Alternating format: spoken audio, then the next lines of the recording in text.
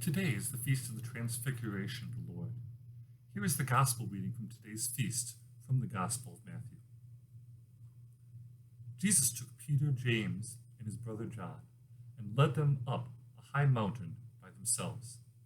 And he was transfigured before them. His face shone like the sun, and his clothes became white as light. And behold, Moses and Elijah appeared to them, conversing with him.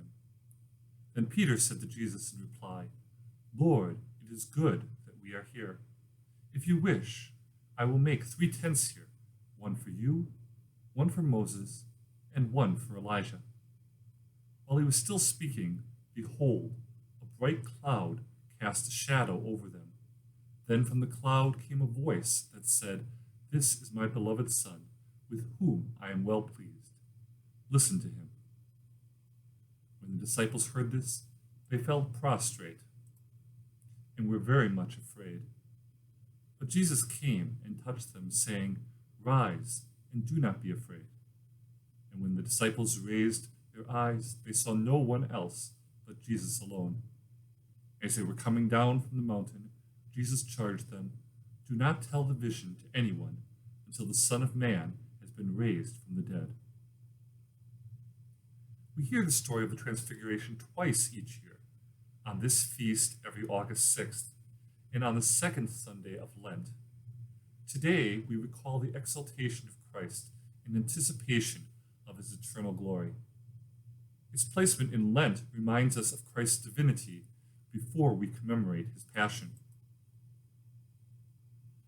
The Transfiguration is one of 3 times Jesus calls Peter, James, and John apart from the others.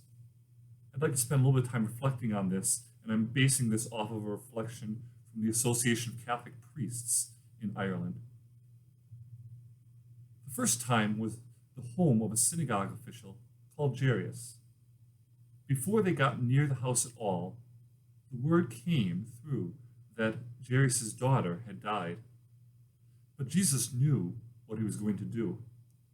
That's why he chose Peter, James, and John to go with him. Those 3 and the father, mother, and himself would be the only people in the dead girl's room. Life took over from death as if it was the most natural thing in the world. The balance of forces between life and death was changing irrevocably in that modest little room, and the 3 disciples were there to see it. The second time is in the Garden of Gethsemane. Again, only 3 of his disciples Jesus took with him. This time, Jesus didn't know what he was going to do. He was in such a state of terror and distress at the prospect of crucifixion that he was tempted, as never before, to give up on his messianic mission and get out from under the cross. Acceptance of the Father's will and the suffering it entailed wouldn't be easy for the disciples either. Although they might have slept through his suffering, they wouldn't be able to sleep through their own. "Stay awake," he warned Peter. "Stay awake and pray not to be put to the test."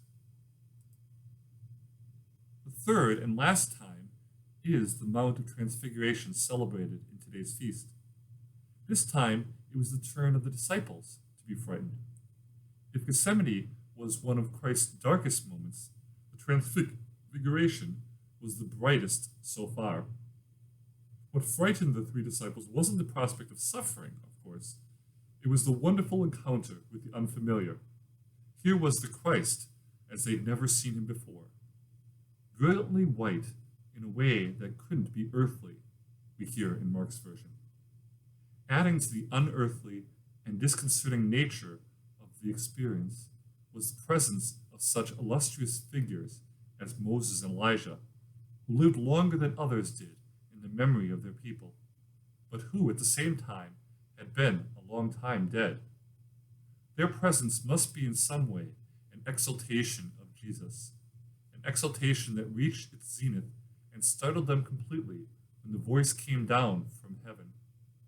"This is my Son, the beloved. Listen to him." We also hear the voice of God calling Jesus his beloved Son when he was baptized by John the Baptist. We see in today's second reading how the Transfiguration gave the disciples hope. Peter, after telling the Corinthians about it, advised them, "You will do well to be attentive to it, as to a lamp shining in a dark place, until day dawns and the morning star rises in your hearts." It should give us hope as well. The Transfiguration gave the three disciples and us a glimpse of heaven. As St. Thomas stated in the Summa, this glimpse is similar to an archer. He says, the archer does not accurately launch an arrow without first looking at the target. This is necessary above all when the road is rough and hazardous and the path laborious.